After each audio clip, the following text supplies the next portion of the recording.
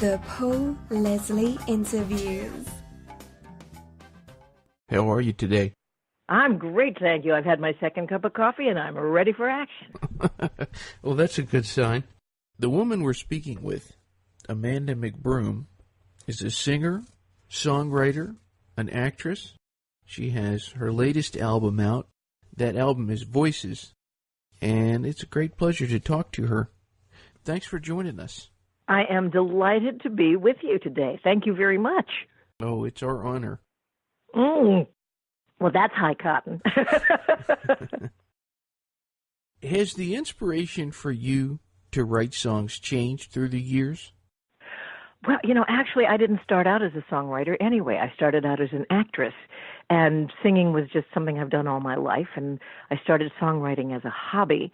And when when the Rose first happened, and all of a sudden people started looking at me as a songwriter rather than an actress, I was running away from it. I just kept saying, no, I'm an actress. I am not a songwriter.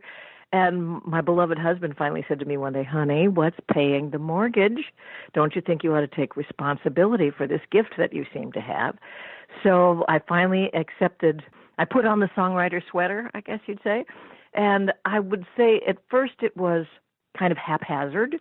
And then I thought, well, maybe I should be writing songs for other people, as the very successful songwriters like Diane Warren do. And then it always wound up that the songs that people resonated most with were the songs I wrote for myself. So I would say that I've finally come full circle and decided I'm just writing songs for myself.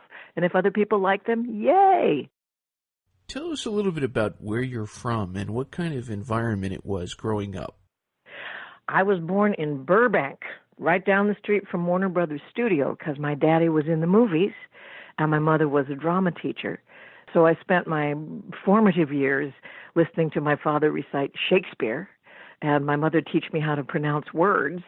And we would occasionally, my dad would play the piano late at night, and I would sit down on the piano bench and listen to him play old standards and sing. So music and theater have always been a part of my life. And then when I was about 13, 14 maybe, I moved to Texas, and I lived with my aunt in Texas all through high school and college, which was a huge change from Warner Brothers Studios. But it gave me a whole other perspective on music and on, reality. Hollywood is only one reality, and Texas was a whole other reality. And it kind of colored also the way I looked at music and theater. At the time, Texas had one of the best. The University of Texas, which is where I went to college, had one of the best theater departments in the country. And so I was blessed to have as much of a theatrical education as I wanted. I never thought that music would be anything except something that I would folk sing. I had a little guitar and I would folk sing, but I never thought that music would be a big, major part of my life. It was acting. I was going to be an actress from the time I was like 4. So would you say these two things, you just mentioned the folk singing and, of course, the music of theater, would you say that that's kind of where Amanda McBroom is, where it meets? Absolutely. I would say that the cross-section of the dramatic monologue and a really nice folk song. I was thinking about it the other day. Somebody was asking me to describe what I am, and I said, I'm a musical storyteller. I'm a balladeer. I don't write a lot of things you can dance to, but I write stories you can listen to. I have an album of yours, Chanson. Oh, you do? Yeah, I do. I know we're talking about voices, but I was hoping we could jump around a little. Sure, absolutely. Okay. I like that album a lot, and I was hoping you could tell us a little bit about that side of you as well. Well, Chanson was a CD I've dreamed about making for so many years. It's based on the music of the fabulous Belgian singer-songwriter Jacques Brel, who was the huge star in France and Belgium and Europe in I'd say the 50s and 60s. He was an enormous star. And there was a musical that was created called Jacques Brel is Alive and Well and Living in Paris, which was a review of his musical material that opened in New York. And I never knew about it. I was in high school when it first hit New York, but I was in college when it came on a national tour to San Francisco where I was, and I fell so in love with his music because it was smart and sexy and dangerous and political and romantic, and it was so French. And I'd never heard music like that in my life. And the 4 people who were performing it on the stage in San Francisco, when I saw it, they set my hair on fire. And the leading man set my hair on fire so much that I eventually married him. But I wound up being in the show and have been singing the music of Jacques Brel since 1971, I'd guess, 72. And it also formulated the way I write, because his songs are very personal and they're not just, easy peasy and let's sing a chorus. They're very complicated and very powerful. And he also, watching him perform on YouTube and videos and stuff, sort of guided the way I perform when I'm on stage, because he stands very still. He doesn't move his arms around a lot. As my husband says, he just stands still and tells the truth. And that's what I'm hoping when I perform my music. I just try to do that. Just stand still and tell the truth.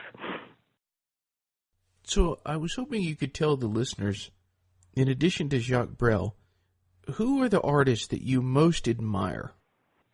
Oh, well, that cuts quite a swath. You, of course, Joni Mitchell, of course, Bonnie Raitt, Julie Andrews. I wanted to be Julie Andrews when I was little. Don Henley, the Eagles, Warren Zevon, Paul Simon, Bruce Springsteen.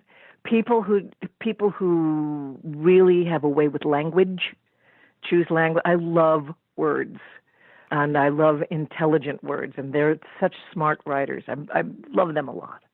So those would be my biggest influences, and a little Jimmy Buffett, because you got to have a little Jimmy Buffett. Now, it's interesting you just mentioned Jimmy Buffett. Where does that come from? I mean, tell us, where did you? Jimmy Buffett has a sense of humor.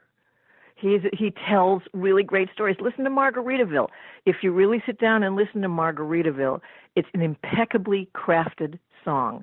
It tells a funny story. It has an emotional twist at the end. The rhymes are perfect. There's not a wasted word. And you laugh.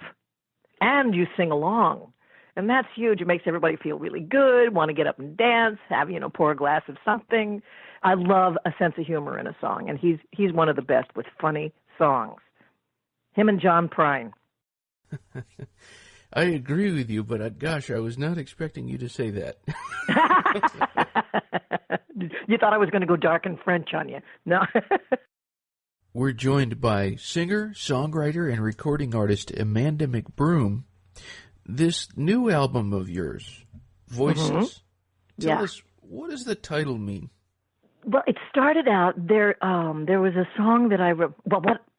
I was cleaning out my music studio one day. It was just getting too jumbled up with old things, and I decided I'm going to go all through all my cassettes. I still have cassettes. I still have 8 tracks and have them downloaded into my computer because they were beginning to dissolve. And as I was going through all these old cassettes, I kept finding these songs that I had written mostly long ago, and I kept saying, well, that's a good song. Well, that's a good, and I just realized I had like a CD full of good songs. And one of the songs was a lovely song that I wrote with a man named Gordon Hunt called The Voices That Come Through the Wall. Gordon Hunt is the father of the actress Helen Hunt and was a wonderful director out here in California, but all he really wanted to be was a songwriter. And the two of us wrote a couple of really lovely songs together. And I heard that one and I said, oh, and so that became like the linchpin. And then I started, picking other songs that would fit in with it. And as I got working more and more on it, I realized all of these songs are like different characters. And so I thought these are the voices of the different characters. And I just figured that voices seemed like a really nice way to resonate. I wrote these songs for these people. So there's all these people, and each song is one of their voices. Do you prefer to write solo, or do you prefer to have a collaborator? I love both. I've written a lot of things solo. My favorite collaborator on the planet is a brilliant singer-songwriter named Michelle Browerman, and she and I have been writing songs together since 1974 when we were 3, and she's my favorite person because I'll get a story in my mind, I'll read something in a newspaper, I'll have a lyric that just leaps to my consciousness, and I'll write it down, and I'll either mail it to her or read it to her over the phone, and in 20 minutes she'll come back and say, what do you think of this? And frequently in 20 minutes it's finished because we read each other's mind really well. We're very sisters in collaboration. She also was raised in theater, musical theater. So the two of us have, if anybody has a 4-year-old child or grandchild, they've heard our songs in their home because she and I have written all the music for 14 of the Land Before Time videos, which is all about singing baby dinosaurs. I just finished a concert 2 days ago, and a lady walked up to me and said, my children still sing Big, Big, Big, Big Water. And I said, oh, they were 4, right? So she's my favorite because it's so easy. But I do indeed write with other people. And, occasionally I'll sit down with my guitar or my piano and write something for me, just me. As you mentioned, Michelle Browerman and some very iconic people you've written with. Randy Goodrum, for example, on this album. Yes. Tell us about the song I'm Here for Life. Well, that one, I was going back to Nashville because everybody says you have to go to Nashville, you have to write in Nashville. And I had some dear friends who lived in Nashville at the time, and so I went back. And of course, the minute you land on the ground in Nashville, it's as if songwriting is in the water, in the food, in the air. Everybody is a songwriter. And all of a sudden this lyric came to me, and I like to write love songs to my husband, and this one just screamed into my head, and I wrote the lyric down, and I thought, well, I don't know what I'm going to do with this, and a friend of mine said, you need to write this with Randy Goodrum. So he introduced me to Randy, and Randy and I sat down, and in about 2 hours, Randy had written the melody. We're talking with Amanda McBroom, the songwriter of The Rose. One of the other songs on the album is The Rose, a song that's been around a while, but yes, and known by so many people. What made you decide to do this song on this album?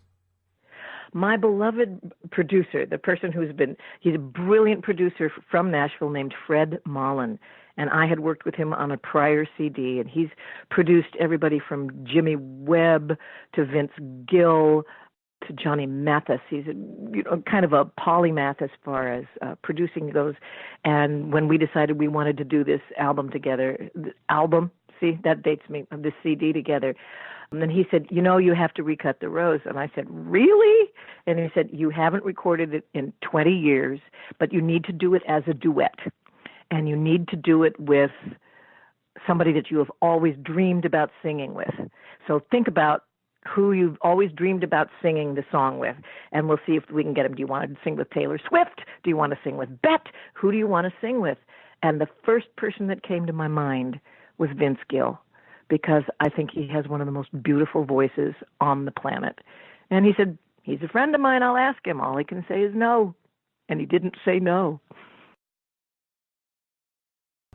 So when he decided to do it, and you first met him, when you first met Vince Gill, was singing this duet the first time you had met face-to-face? We've never met. Never met. That's the one thing that breaks my heart. He was on the road doing a series of concerts. We talked on the phone a lot, and we FaceTimed, but I recorded my part, and then he came back to Nashville after I had gone home to California, and he recorded his part. But because we had spoken together and because he is such a genius, it just blended so beautifully. So he heard my track, he heard my voice, and he figured out what he wanted to do and where he wanted to do it. And the thing that really astounded me is that he can sing in any key. He could sing in my key. We didn't have to change it, drop it, make it lower because of his. He just has this angelic voice that can go so high or so low, and he just said, I can do this in this key, no problem. So I have a video on FaceTime of him singing along with my voice, which is really thrilling. And I hope someday I get a chance to meet him. He's, one of the busiest men in show business, so who knows if I'll ever see him. That's true. He is quite a, it seems like there are so many albums he's involved with, but he does seem like someone who is everywhere at once. He is. He is the nicest person on the planet, gracious and generous to a fault, kind.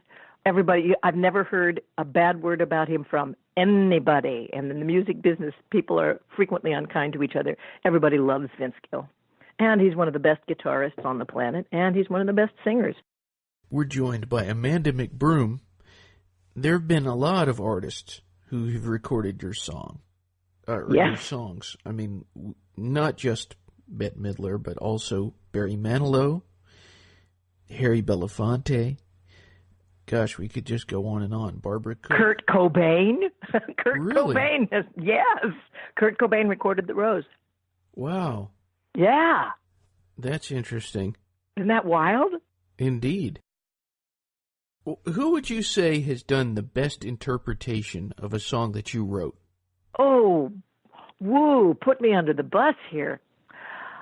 Whew. I would say either Judy Collins, who's done some beautiful things, or Barbara Cook. Barbara Cook does a version of a song I wrote about my father called Errol Flynn that's just ridiculous. That's a heart stopper. I actually was going to ask you about that song. Tell us about that. Errol Flynn is a song. This is the other song that I wrote with my friend Gordon, the one with whom I wrote Voices That Come Through the Wall. I was going to dinner with him. My husband and I were at dinner with him and his beloved, and there was this big poster on the halls. We were walking down the hall, and I said, "Oh, look, that's a movie my father was in. I believe it was called They Died with Their Boots On, or Santa Fe Trail. It was called Santa Fe Trail." And he said, "Your father? Which one is that?" And I pointed to the name, and there was a picture of him and his name. And he said, "Oh, my Lord, I know who that is." And then we went to dinner, and about 2 days later in the mail came a letter from Gordon, and he said, "I've never done this in my life, and I hope you don't mind." And he wrote a poem about my father in the movies.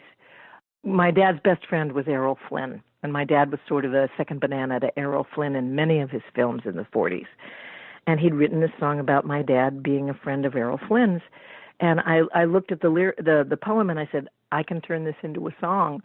And I had been wanting to write a song about my father forever. So I just sat down at the piano and turned it into Errol Flynn, and thinking that it would be so personal that nobody would ever identify with it but me.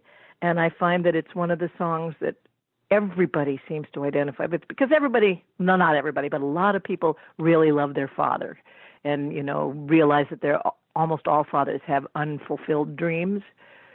And the song is about my dad's unfulfilled dreams. And so it's become one of the most popular of my songs, and one that a lot of people do. And I'm thrilled, because I thought I would be the only person that it would apply to.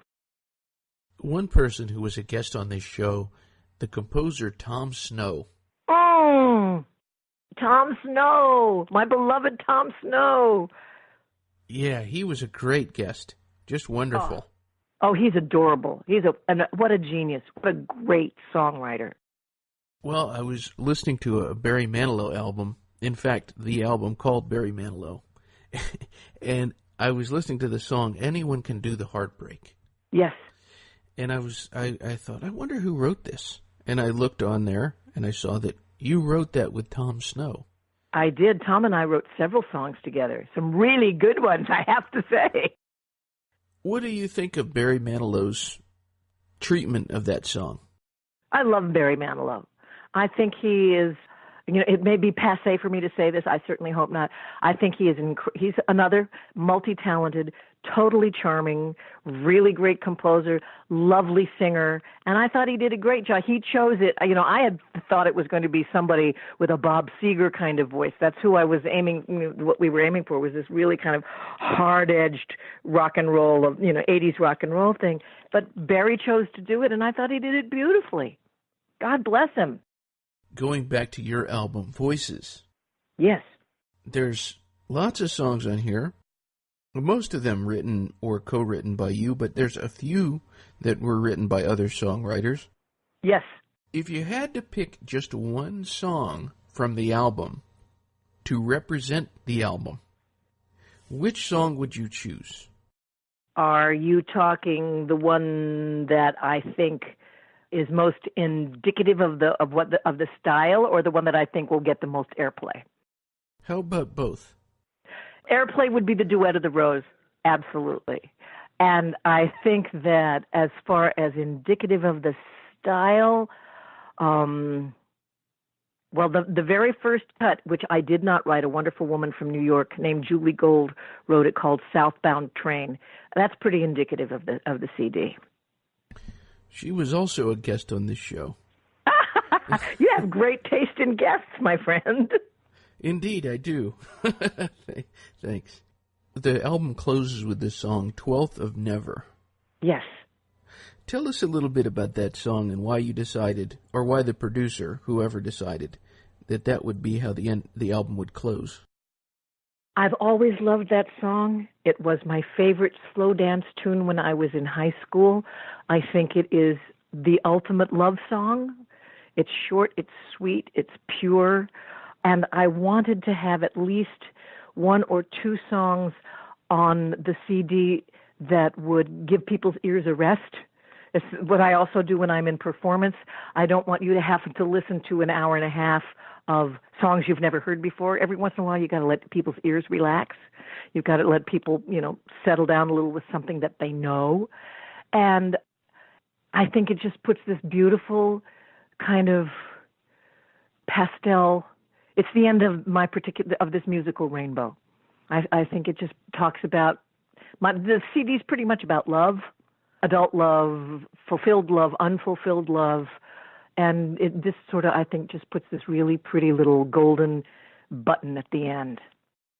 When somebody is listening to your music, whether it's a recording, what do you want someone to get from that experience? What I hope that people will get from it is that they will be touched. Either they'll be happy, they'll be sad, whatever. I believe, and this is going to sound so woo-woo, what can I tell you? I live in California. That music is the great healer. It's the great communicator. In troubled times, music is the thing that can keep people sane. And because you can communicate, whether you even speak in the same language, two different people from two different parts of the world can listen to a piece of music, and it can unite them for 3 minutes. And what I hope for my music and from this CD specifically is that it makes people sit down and listen, and brings them comfort. For a songwriter, a compliment could be something as simple as someone recording or performing your song, of course. And then there's compliments people where an artist says something to you. What has been the biggest compliment that you've received? Oh, Lord.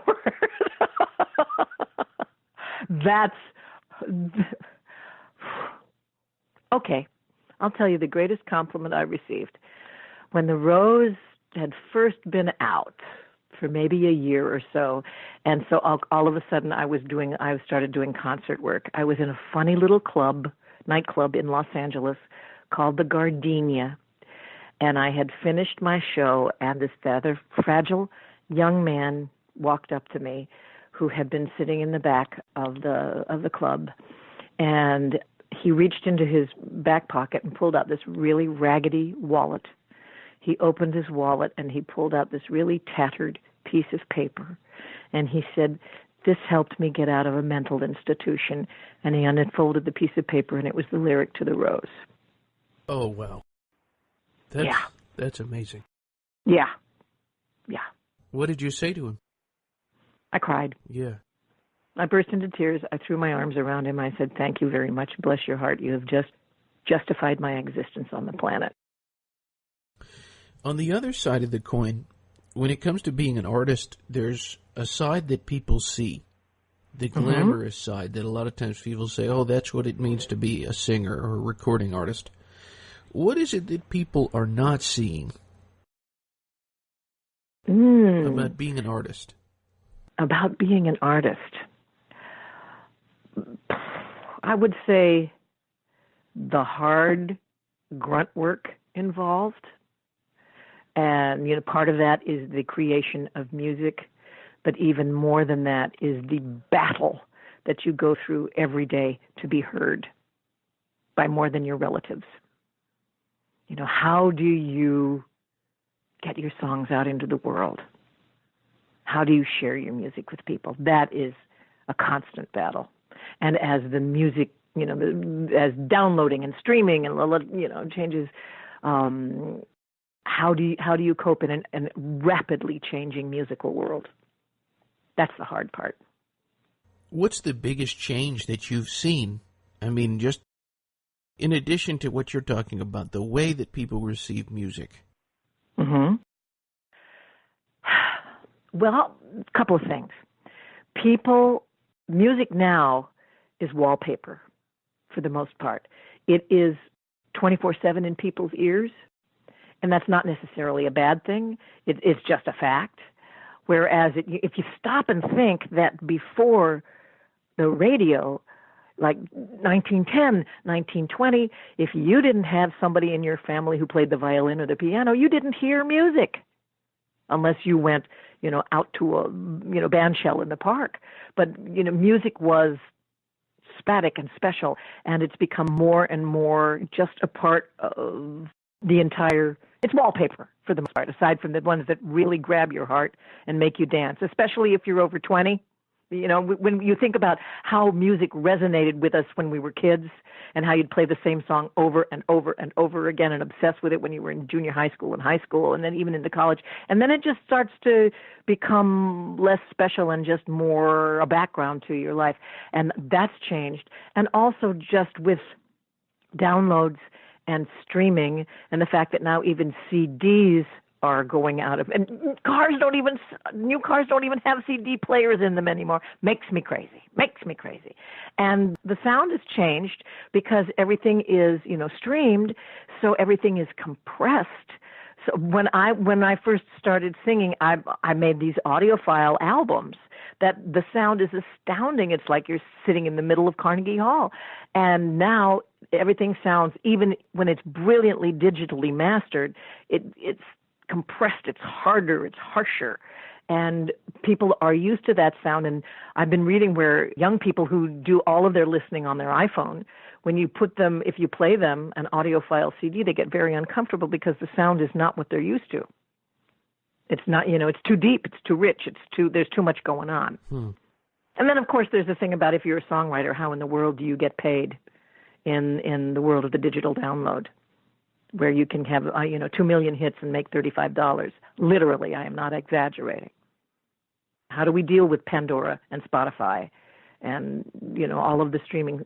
It's a fact of life, and it's a total, especially for songwriters and musicians, it's a really hard row to hoe. It's really hard to make a living right now. But is it almost something you don't have a choice about? I mean, if you're going to be an artist, for example, I remember Willie Nelson, he was saying something one time, he was asked, what kind of advice would you give songwriters? And he said, there's nothing I can say to you, because if you're going to do it, you're going to do it. Yeah, yep. If you're going to do it, you're going to do it. And like I said, the struggle is, how do you get it out there? And one of the interesting things about this particular period of time is, if you can post it, do it in your bedroom and post it on, with GarageBand on your computer, post it on YouTube, you can get it out there. It's not as if you are reliant on Sony or BMI or any, BMG or any of the big recording labels. You can get it out there. Whether or not it'll get more airplay than just your parents and your next door neighbor, that's another thing. And whether you'll ever make a living at it, that's another thing. You have to give so much away now before you can, if making a living is what you want to do, before you make a dime. The bio on your website, you attribute your success to divine intervention and a lot of caffeine. Yes. It's true. There's a songwriter in Nashville that I was interviewing, and I asked him, I said, how do you write a song? And he said, well, first you begin brewing the coffee. Who was that? Peter Mayer. Peter Mayer, sure. Yeah, he's right. First you brew the coffee, then you put the dog out, then you get to, yes. So do you have a ritual when it comes to writing songs? No. It comes to me when it comes to me, and wherever I'm doing, I have to leave the room. I go sit down. I have either out in the garden or I go sit down in this little corner in my kitchen with a pencil and a pad and push the cat food to the other side of the table and scribble as fast as I can. And then I'll take it into my piano. But I am not a disciplined, I'm going to write a song every week kind of person. It's when something desperately needs to be, enters through my brain pan and says, I need to be told. Then I'll sit down and say, okay, let's see what we can do. What is the best thing about being Amanda McBroom? Oh, you ask such easy questions. The best thing about being me is being married to the most wonderful man in the world. I'm married to a brilliant singer, a guy named George Ball, who was the first person I ever heard sing Jacques Brel, who's the man who taught me how to sing on stage, who has believed in me from the get-go, has been the most supportive person of my songwriting. I would say that is one of the best things about being me. When you're married to someone who is also an artist, is that easier or harder? Well, when we were both being actors and singers together, you know what? Easy. We're not in competition for the same role. If he was my age and a woman, that might have been a little bit more of a challenge. But we made a pact long ago to be each other's best fan as well as best friend. So the nice thing about being two performers is we understand when the other person is out till 11 o'clock in a play and then has to go out and have a drink with friends before he comes home. That works terrifically. And now that I'm a songwriter and he is not, I write songs for him to sing. So we're not in any kind of competition, and we both just believe the other person is the best in the business. It's a wonderful, experience. Given that communication has changed so much, we know that someone could hear this interview and be from anywhere in the world. Yeah. So for anyone who's out there, wherever they may be, what would you say to them? I'm thinking this. What would I say? I would say, I wish you peace in your world and joy in your heart, and may you find love and comfort, and may music be a huge part of your life. Anyone out there, if they want more information, they can visit the website. It's amcbroom.com, just A and then the last name McBroom. How do you define Amanda McBroom? Define me? Well, I am more than what I do. I would say, oh boy, that's hard. I've never thought of defining myself. I mean, what I do is I sing, what I do is I write, what I do is I garden. Who I am is a ridiculously happy person. I think I don't grasp the seriousness of many situations. I am an optimist. I'm an optimist who believes in great language and a good cup of coffee. I can get behind that. Well, thank you so much for sharing with us. I am delighted to talk to you. You've made me really think about some things here. You had 2 cups of coffee, and as I've been listening to you, as we've been talking, I've been going through this one, my first cup of the day. Well, then I think we both have to go pour another, don't you? Indeed. I hope we get to share a coffee someday. I'd love that. Absolutely. Well, thank you so much. Congratulations on the album. Thank you. I'm very proud of it. You should be. Well, have a wonderful day. You too. Take care. All right.